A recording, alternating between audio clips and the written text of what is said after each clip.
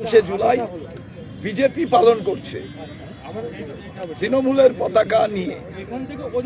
এর পেছনের কারিগরের নাম বিজেপি, কিন্তু মমতা বন্দ্যোপাধ্যায় তো নিঃসঙ্গ হয়ে পড়েছেন। ও সবটার পেছনেই বিজেপি। এখানে ভাঙন যদি ভাঙন, এটা যদি মনে করেন একটা কৌশল, এটা বিজেপি অক্সিজেন পায় তৃণমূলের থেকে, আর তৃণমূল অক্সিজেন পেত বিজেপির থেকে। আমরা বলি তৃণমূলের নেতা, বিজেপির নেতা বলেছিলেন যাহাই তৃণমূল তাহাই বিজেপি, যাহাই বিজেপি তাহাই তৃণমূল।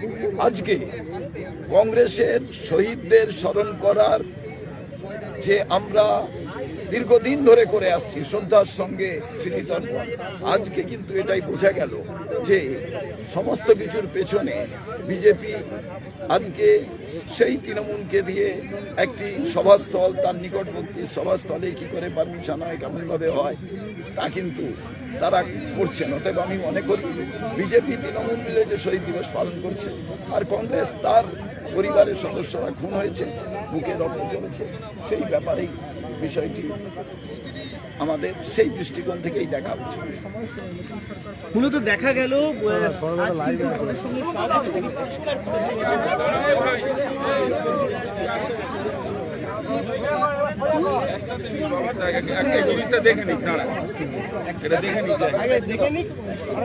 একসঙ্গে নিয়ে নিই।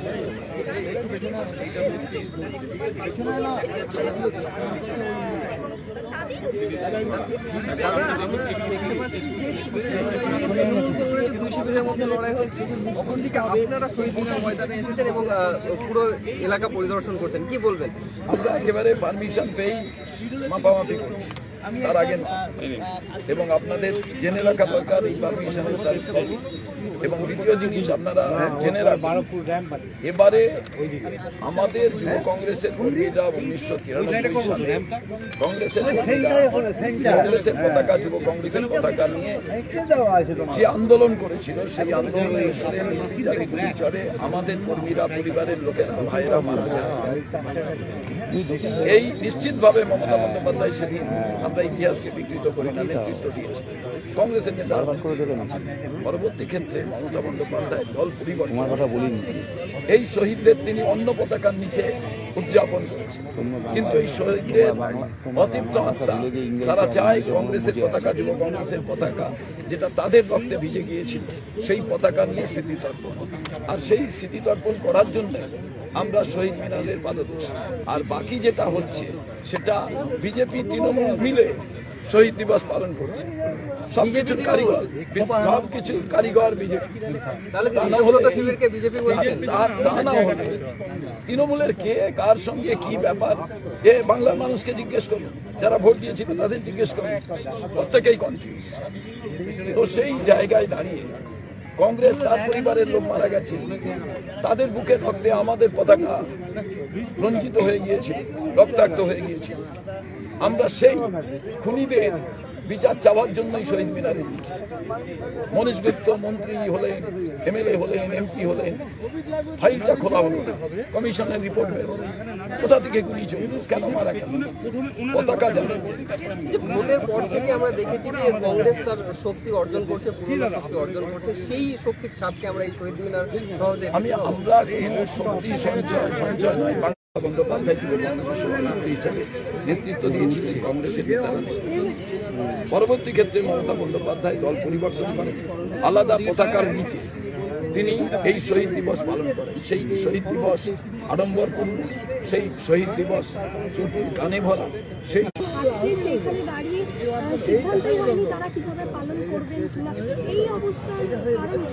সব বিজেপিকে জিজ্ঞেস করতে হবে। সমস্ত কিছু কারিগরের নাম বিজেপি। আপনাদের স্টেজে সাইজ কি হবে, কত জনের? কংগ্রেসের কর্মীরা আসবেন, তারা কোনো চটুল গানের মধ্যে দিয়ে নয়, গান হবে। আর যাতে কেউ শহীদ না হয়, মায়ের কোল খালি না হয়, সেই গান হবে। সেই গান হবে যেখানে আমরা আমাদের ভাইকে হারিয়েছি, তার রক্ত কলকাতার রাজপথ থেকে কোথায় পৌঁছেছে, তাদের অতীত আত্মা বলছে এতদিন ধরে আমাদের সত্যিকারের শহীদ স্মরণ হয়নি, কারণ যে পতাকা নিয়ে আমি মৃত্যুবরণ করেছিলাম, সেই পতাকার নিচে আমার শহীদ স্মৃতিতর্পণ আমাদের জন্য করা হয়। তাই কংগ্রেস প্রত্যেকবার শ্রদ্ধার সঙ্গে পালন করে। এবার আমরা রাজ্য কংগ্রেস থেকে শহীদ মিনারের নিচে শহীদদের তর্পণ করতে চাই।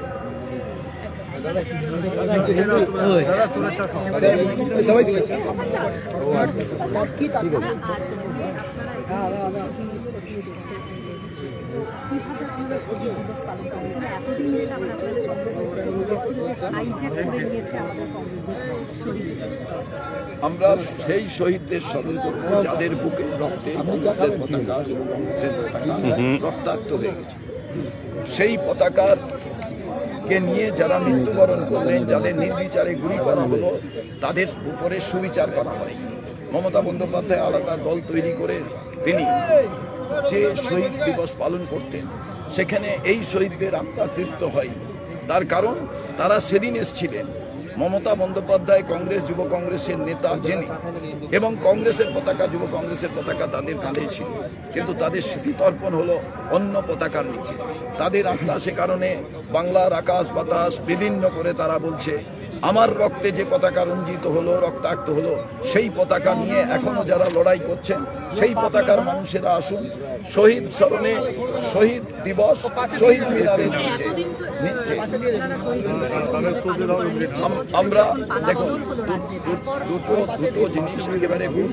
আমরা 93 সালে 33 বছর ধরে 93 সাল থেকে 33 বছর ধরে শ্রদ্ধার সঙ্গে শহীদ দিবস পালন করছি। রক্তদান শিবির, আমাদের হেলথ ক্যাম্প, বিভিন্ন জায়গায় খেলার মধ্যে দিয়ে, বিভিন্ন জায়গায় অঙ্কন প্রতিযোগিতার মধ্যে দিয়ে। কিন্তু আমরা সেদিন আমি দুটো জিনিস, এখানেও যে জায়গা আমরা বুক করেছিলাম 21শে জুলাইয়ের জন্য, আমরা বলে জায়গা বুক করি, আর নির্বাচনের আগেও বুক, নির্বাচনের রেজাল্ট বেরোবার আগে বুক করেছি। অতএব কে জিতলো কে হারলো এই নিয়ে নয়। কারণ আমি সভাপতি হওয়ার পর আমি সেদিন 33 বছর আগে ছাত্র নেতা ছিলাম। আমার চোখের সামনে আমি রক্তাক্ত সেই এক একটি দেহ, সেখান থেকে রক্ত বেরিয়ে পতাকা ভিজিয়ে দিচ্ছে কলকাতার রাজপথ, কালো পিচের রাস্তা রক্তাক্ত হয়ে যাচ্ছে।